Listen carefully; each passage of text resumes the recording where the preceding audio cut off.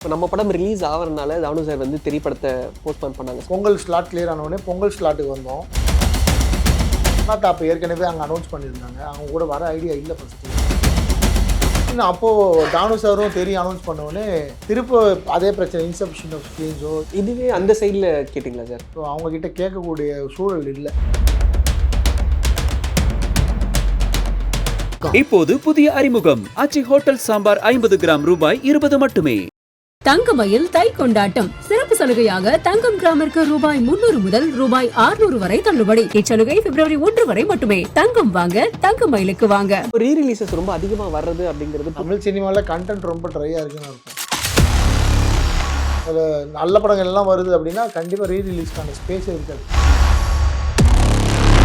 அதில் இருக்க இந்த ருத்ர பிரபாகர்ன்ற கேரக்டரு இந்த படத்துலையும் வருவார்.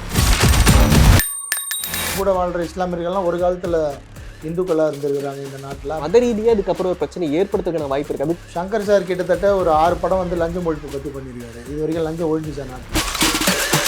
திரௌபதி 1, திரௌபதி 2, திரௌபதி 3. 3 இருக்குது. Okay, ready. எல்லாருக்கும் வணக்கம். எப்படி இருக்கீங்க? நல்லா சூப்பர், ரொம்ப நல்லா இருக்கேன். தேங்க்யூ. அண்ட் ரொம்ப ஹாப்பியாக இருக்குது பிகாஸ் பொங்கல் டைத்தில் திரௌபதி 2 படம். ஸோ கொஞ்சம் அந்த நெருக்கி வரீங்க. ஸோ ரொம்ப ஹாப்பியாக இருக்குது.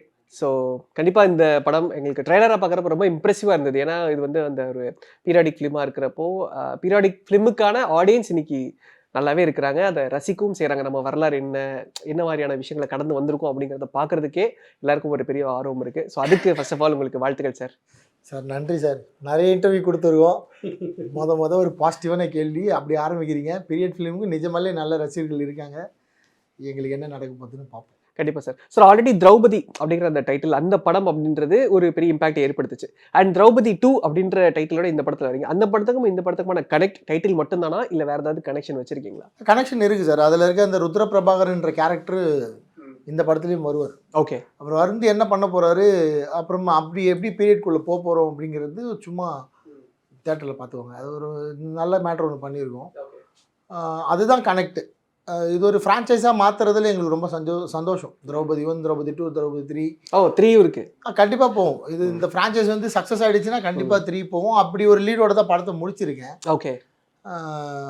ரொம்ப நல்ல content 3. Okay, ready. Okay. But இந்த ஐடியா அப்பயே இருந்ததா? ஒரு பீரியாடிக் ஸ்கிரிப்ட் பண்ணணும், இந்த அடிப்படையில் நம்ம வந்து படம் பண்ணணும் அப்படிங்கிற எப்படி நடந்தது இந்த திரௌபதி 2 பண்ணுற ஐடியாவே அப்போ இல்லை. திரௌபதி 2 எப்போ பண்ணணும்னு முடிவாகுது அப்படின்னா இந்த கதை காலம் தான் அதை வந்து டிசைட் பண்ணிச்சு. நான் இந்த மாதிரி ஒரு ஸ்கிரிப்ட் பண்ணணுன்றது ஒரு 2 இயர்ஸ் பேக் காசி போனப்போ எனக்கு முடிவாடிச்சு. அது ராஜபுத்திரன்னு டைட்டில் வச்சுருந்தேன். ஓகே. ஆனால் அது திரௌபதி 2 எப்போ மாறுது அப்படின்னா நாங்கள் அந்த கதையாக எழுதுகிறப்ப அது ஒன்று கேட்குது.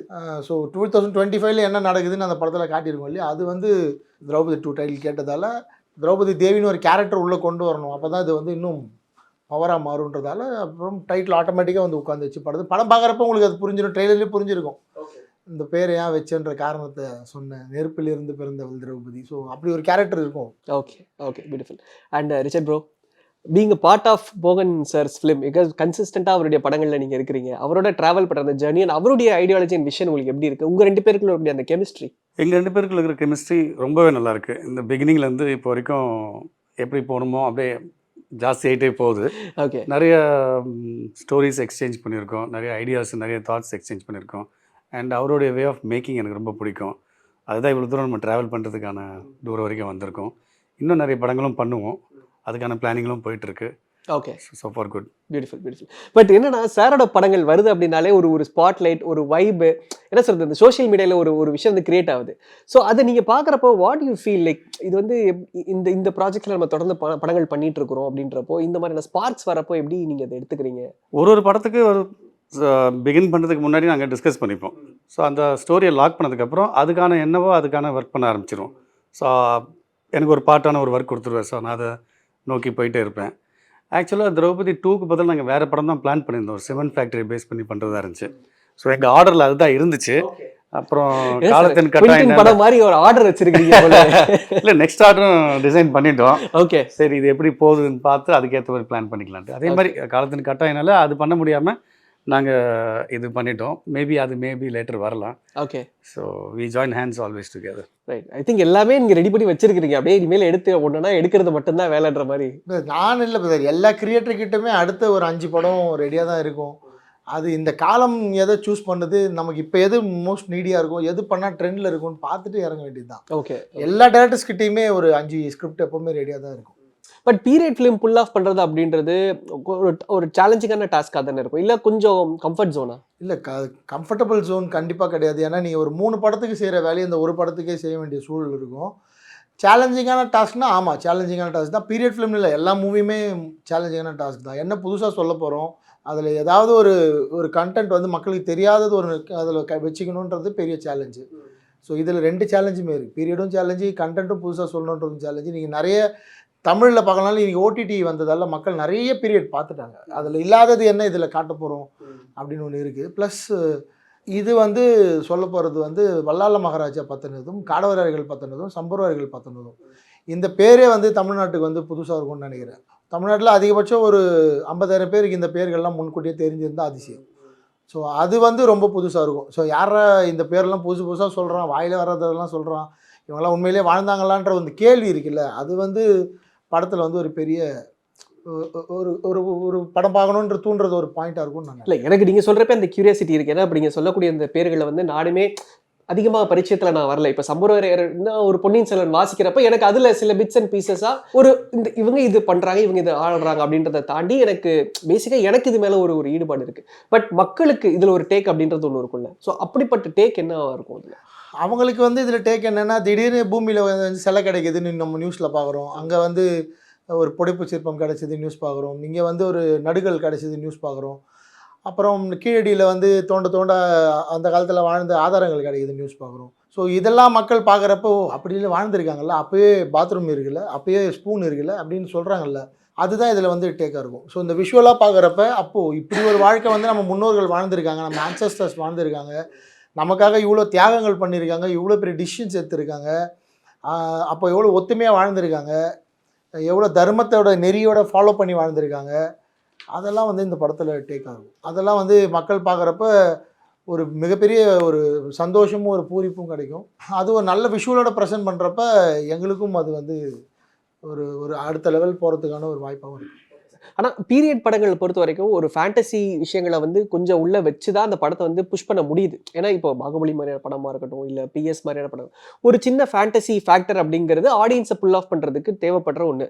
ஆனால் அதை தாண்டி இப்போ நீங்கள் சொல்கிற மாதிரி இவ்வளோ விஷயங்கள் இந்த படம் பேசுது, இதெல்லாம் மக்கள் வந்து ஞாபகத்தில் வச்சுப்பாங்களா? எனக்கு அதுதான் கேள்வினா, இவ்வளோ வரலாற்று விஷயங்களை நம்ம கடந்து வந்திருக்கிறோம், இந்த படம் பேசுகிற அந்த ஒரு இம்பேக்ட் மக்கள் மனசில் ஆழமாக நிற்கும் நீங்கள் நினைக்கிறீங்களா?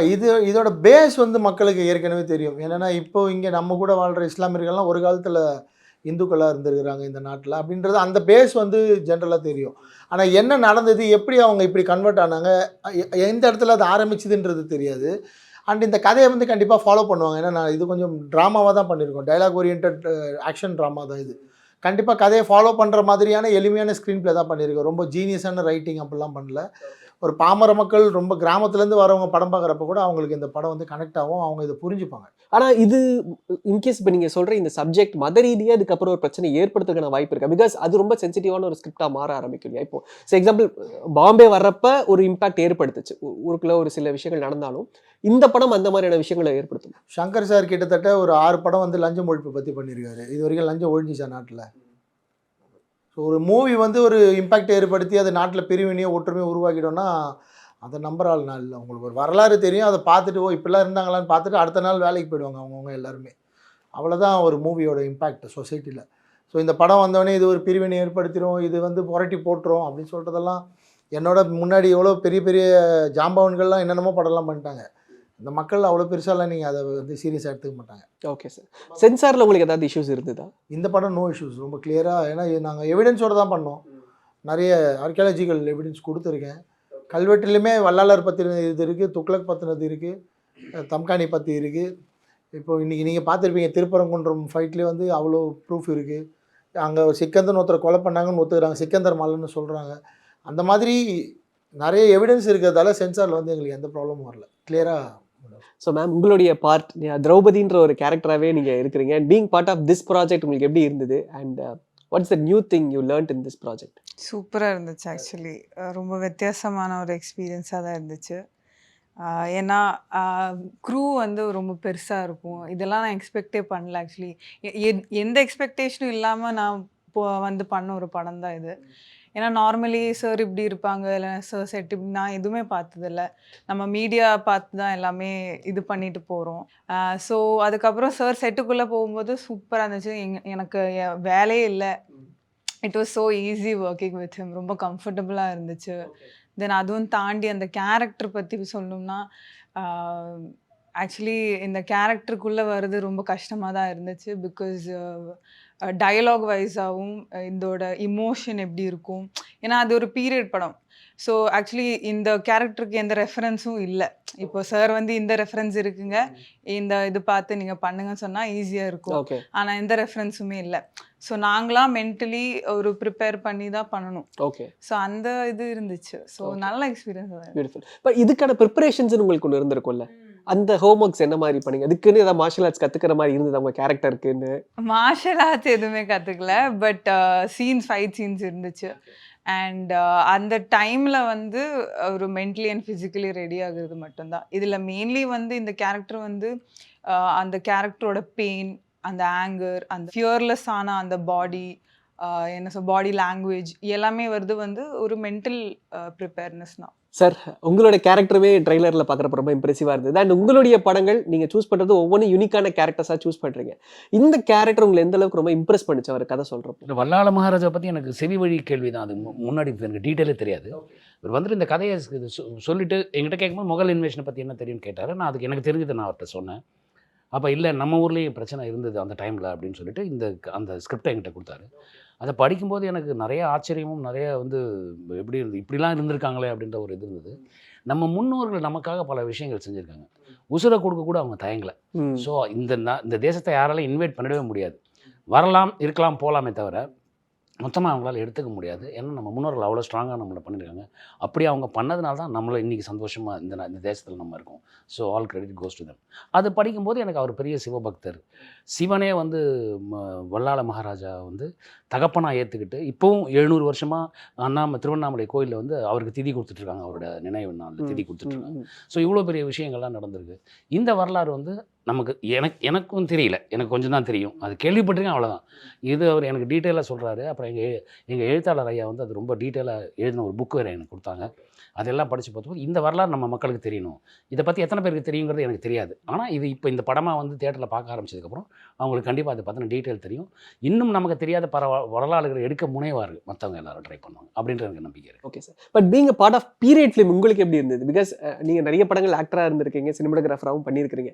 பீரியட் ஃபிலிம் அப்படின்றது உங்களுக்கு ஒரு புது எக்ஸ்பீரியன்ஸாக? அந்த டிக்ஷனை நம்ம கரெக்டாக யூஸ் பண்ணணும். ரோல் ஆகி பேசக்கூடாது. ஏன்னா உங்களால் கரெக்டாக டப் பண்ண முடியாது. அந்த சென்ஸ் அண்ட் சென்சிபிலிட்டி வந்து கரெக்டாக வரணும். அதை தான் கரெக்டாக கைட் பண்ணிடுறாரு எங்களுக்கு. அவர் செட்டுக்குள்ளே நாங்கள் நுழையும் போது ஆல்ரெடி எங்களுக்கு இந்த படத்தை ஏஐயில் பார்த்த மாதிரி எல்லாத்தையும் டீட்டெயிலாக சொல்லிடுவார். ஸோ அதனால் எங்களுக்கு கம்ஃபர்ட்டாக தான் இருந்தது. சார், நீங்கள் பீங்க சினிமாட்டோகிராஃபர், என்னைக்காவது செட்ஸில் இருக்கிறப்போ உங்களுக்கு இருக்கக்கூடிய சினிமாட்டோகிராஃபர் வெளியே வருவாரா சார்? எல்லாத்துலேயும் வெளியே வருவார் அவர். ஆனால் நான் அதை வெளியே விட மாட்டேன். அவரை வச்சுக்குவேன். ஏன்னா என் படத்தில் ஒர்க் பண்ணுற ஒரு சினிமாட்டோகிராஃபர் வந்து ஒரு ப்ரொஃபஷனல் சினிமாட்டோகிராஃபர். அவர் என்ன பண்ணுறாருங்கிறது அந்த படத்தை அவர் டோட்டாலிட்டியில் ஆல்ரெடி பார்த்துருப்பார் ஸ்கிரிப்டாக படிக்கும்போது.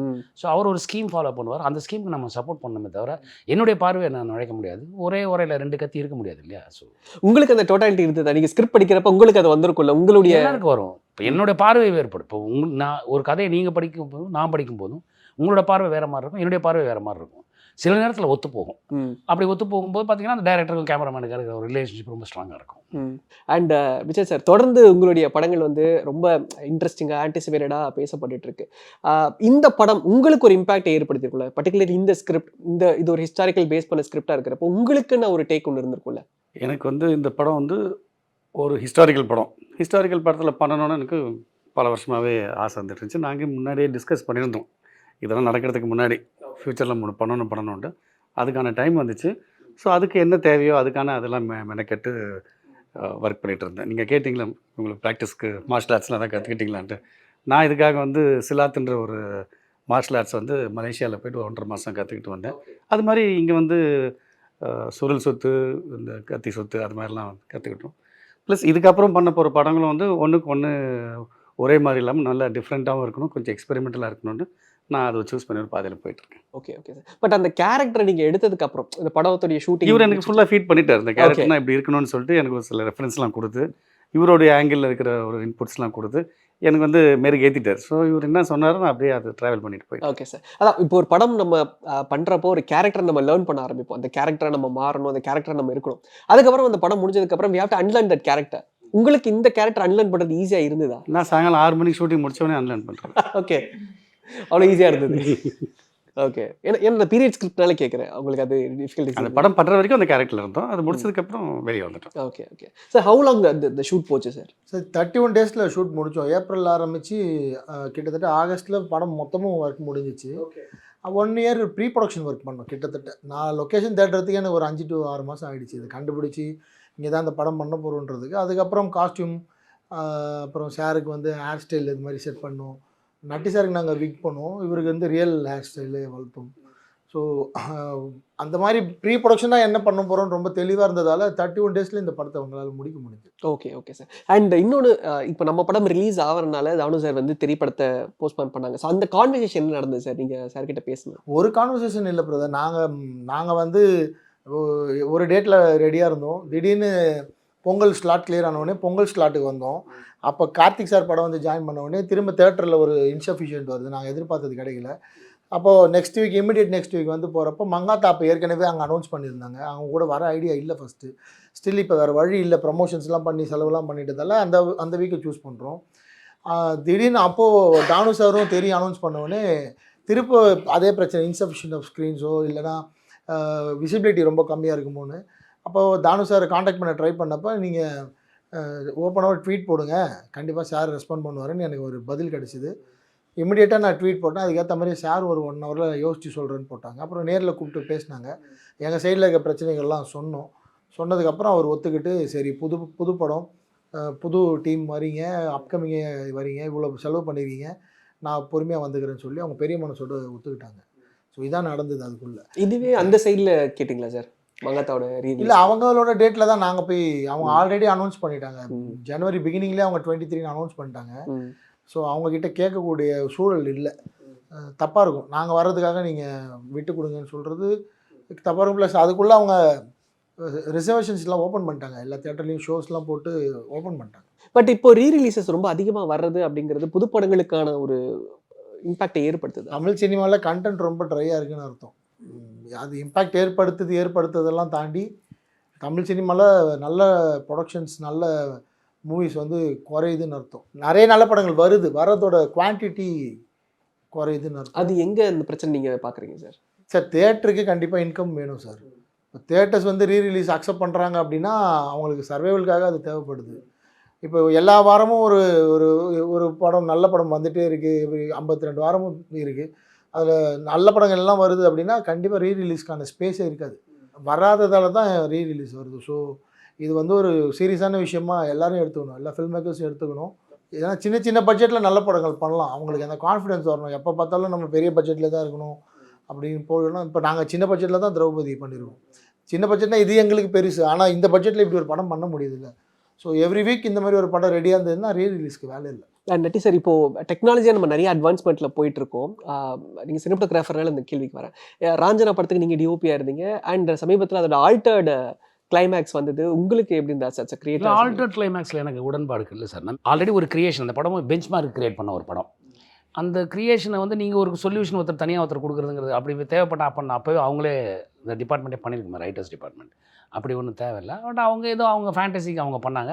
பட் எவென்ச்சுவலி அது நிறையா மக்களுக்கு பிடிக்கலன்னு தான் நான் கேள்விப்பட்டேன். உங்களுக்கு எப்படி இருந்தது சார் அந்த பிகாஸ் நீங்கள் சொன்ன மாதிரி அது பெஞ்ச் மார்க்? எனக்கு அது அந்த முதல்ல நம்ம எடுத்தோம் பார்த்தீங்களா, அதுதான் எனக்கு முழுமை, அதோட முழுமை. அது இப்போ ஆல்டர் பண்ணது வந்து ஒரு எப்படி சொல்கிறது, ஓகே அது ஒன்று இருந்திருக்கலாம் அப்படிங்கிற மாதிரி இருந்தது. Okay sir. சார், நீங்கள் அப்பப்போ சினிமாட்டோகிராஃபராக வரீங்க. லைக் இப்போ ரீசெண்டாக ஹிந்தியில் ஒரு பாட்டு ஷூட் பண்ணி கொடுத்தீங்க, அதுக்கு முன்னாடி ஒரு படம். ஒரு பாட்டில் அந்த படத்தை நான் ஒரு 15 நாள் ஷூட் பண்ணேன். ஓகே. எனக்கு அந்த ஒரு குவாலிட்டி கொடுக்கணும்னு நினச்சேன். அதில் அவங்களுக்கு வேற ஒரு உடன்பாடு இருந்தது. ஓகே. அதனால் நான் அது வேண்டாம்னு சொல்லிட்டு வரைக்கிட்டேன். But can you expect sir full time cinematographer upcoming ஏதாவது ப்ராஜெக்ட்? அந்த மாதிரி ஏதாவது ஒரு கதை வரணுங்க. அந்த மாதிரி நம்மளை பாதிக்கிற ஒரு கதை வரும். என் பாடி ஆஃப் ஒர்க் எல்லாமே நல்லா இருக்குது.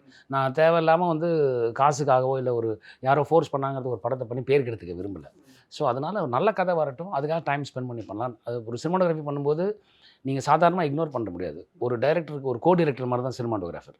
ஸோ அந்த ஒரு கான்ட்ரிபியூஷனோட தான் நீங்கள் போகணும். அப்படி கான்ட்ரிபியூட் பண்ணுற மாதிரி படம் வரணும்.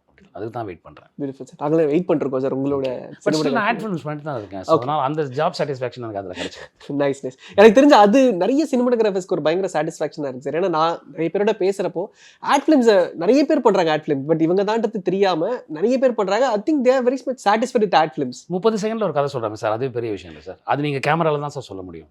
அது எழுதி உங்களுக்கு கொடுத்துருப்பாங்க, அது எழுதுனா அது எழுதுறதுல வராது, எடுக்கிறதுல தான் வரும். அதனால தான் அது ஆட் ஃபிலிம் நிறைய ஜாப் சாட்டிஸ்ஃபேக்ஷன். உங்களை நாங்கள் டேரக்டர் எதிர்பார்க்க முடியுமா சார் எடிட்டர்? இப்போ ஐடியா இல்லைங்க, எப்போவாது தோணுச்சுன்னா பார்ப்போம். Okay okay sir. Sir finally இப்போ திரௌபதி படத்துக்கு ஆடியன்ஸ் வர போகிறாங்க, என்ன மாதிரியான விஷயங்களை எதிர்பார்த்து அவங்க வரணும்? அதான் சார் திரும்ப சொன்ன மாதிரி உங்களுக்கு தெரியாத, உங்களுக்கு வந்து சேரர்கள், சோழர்கள், பாண்டியர்கள் மட்டும்தான் கேள்விப்பட்டிருப்பீங்க. அத்திபுத்தா போல் பல்லவர்கள் கேள்விப்பட்டிருப்பீங்க. ஸோ இதை தாண்டி போசலர்கள், ஒய்சாளர்கள்ன்றவங்களை பற்றி சுத்தமாக கேள்விப்பட்டிருக்க மாட்டீங்க. அதை பற்றி தெரிஞ்சுக்கிறதுக்கு இந்த படம் வந்து மிகப்பெரிய உதவியாக இருக்கும். அது மட்டும் இல்லாமல் இன்றைக்கி உங்களுக்கு கிடைக்கிற பல சலுகைகள், பல நீங்கள் போய் ஒரு கோயிலில் போயிட்டு இலவசமாக சாமி கும்பிடலாம், எந்த பிரச்சனையும் இல்லை, தடுக்க மாட்டாங்க யாரும். உங்களுக்கான உரிமை இருக்குது. உங்கள் கோயில்னு ஒரு அப்படி தான் ஒரு காலத்தில் வாழ்ந்துருந்தாங்க. அது வந்து ஒரு காலத்தில் இல்லை, உனக்கு அது சொந்தமே இல்லைன்னு சொல்கிறப்ப இவங்க எப்படி நின்று ஃபைட் பண்ணி அதை உங்களுக்கு காப்பாற்றி கொடுத்துருக்காங்க, அந்த வரலாறு உங்களுக்கு தெரியணும். அதற்காக இந்த படம் வந்து கண்டிப்பாக எல்லோரும் ஒரு தடவை பார்க்கணும். இது வந்து ஃபேமிலியாக பார்க்குற மாதிரி நாங்கள் எடுத்திருக்கோம். பீரியட் ஃபிலிம்னால் நிறைய வன்முறைகள் அதெல்லாம் இருக்கும். அப்படிலாம் இல்லாமல் குடும்பமாக ஒரு ஃபேமிலி, ஒரு குழந்தையோட உட்காந்து இந்த படத்தை பார்த்தாங்கன்னா அவங்களுக்கு அந்த ஹிஸ்ட்ரி புரியும். இதில் ஒரு பெரிய குவாலிட்டி பண்ணியிருக்கோம். ஜிப்ரான் சார் அவ்வளோ அருமையாக மியூசிக் பண்ணியிருக்காரு, நல்ல எடிட்டிங் இருக்குது, நல்ல சினிமோட்டோகிராஃபி ரொம்ப குவாலிட்டியாக கலர்ஃபுல்லாக பண்ணியிருக்கோம், ரொம்ப ராவாக இல்லாமல். ஓடிடியில் பார்த்தா உங்களுக்கு அந்த ஃபீல் கிடைக்காது, தேட்டரில் வந்து பார்க்கணும். அண்ட் பார்ட் 3 இருக்குன்னு சொல்லியிருந்தீங்க, அது வந்து பீரியடிக்கலாக எதிர்பார்க்கலாமா இல்லை கரண்ட் ஜோனில் போகலாம்? பார்ட் 2வோட சக்ஸஸ் தான் பார்ட் 3 கொண்டு போவோம். நாங்கள் ஒன்று பிளான் பண்ணுறோம், அது ஒன்று நடக்குது. இப்போ என்னோட ஐடியா படி பார்ட் 3 வந்து பீரியாடிக்கல் கிடையாது, ஆனால் செமி பீரியாடிக்கலாக கதை இருக்கும். பீரியாடிக்கல் ஷூட் கிடையாது அது, ஆனால் அது யூஸ்வலான படமும் கிடையாது பார்ட் 3. இப்போ எங்ககிட்ட இருக்க கதை. ஸோ அது இதோட சக்ஸஸ் பொறுத்து தான் அது கொஞ்சம் இன்னும் பெரிய ஸ்கேல் தான். Thank you sir. அண்ட் வாழ்த்துக்கள் திரௌபதி 2 படத்துக்கு என்னுடைய வாழ்த்துக்கள். கண்டிப்பாக இந்த படம் ஒரு சக்ஸஸ்ஃபுல்லான படமே அமைய போது, ஆடியன்ஸ் அதை செலிப்ரேட் பண்ண போகிறாங்க. அண்ட் நீங்கள் சொன்ன மாதிரி வரலாறு சார்ந்த ஒரு விஷயத்தை கொண்டு போய் சேர்க்குறீங்க, அது கரெக்டான ஆடியன்ஸ் கிட்ட போய் சேரும்னு நான் நம்புறேன். Thank you so much. தேங்க்யூ. இப்போது புதிய அறிமுகம் ஆச்சி ஹோட்டல் சாம்பார் 50 கிராம் ரூபாய் 20 மட்டுமே. தங்கமயில் தை கொண்டாட்டம் சிறப்பு சலுகையாக தங்கம் கிராமிற்கு ரூபாய் 300 முதல் ரூபாய் 600 வரை தள்ளுபடி. இச்சலுகை பிப்ரவரி 1 வரை மட்டுமே. தங்கம் வாங்க தங்கமயிலுக்கு வாங்க.